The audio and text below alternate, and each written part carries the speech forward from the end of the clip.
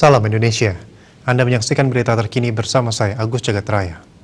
Pemirsa, Bali pada Rabu 9 Juni 2021 kembali melaporkan nihil tambahan korban jiwa COVID-19. Namun jumlah kasus barunya masih di 2 digit.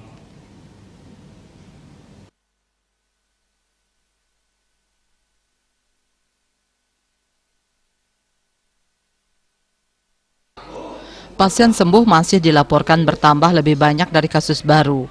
Jumlah kenaikannya juga ada di 2 digit. Menurut data Satgas Penanganan COVID-19 Bali, terdapat 37 kasus baru.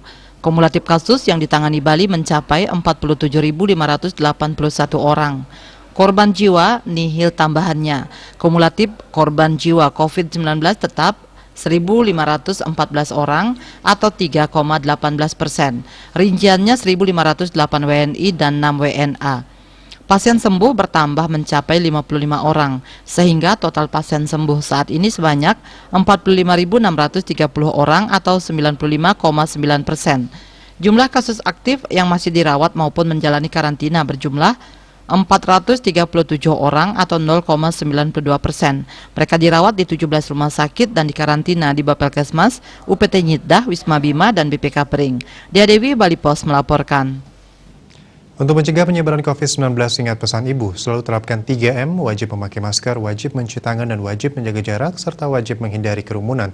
Dengan penerapan perilaku 3M, Indonesia segera terbebas virus corona menuju Indonesia maju.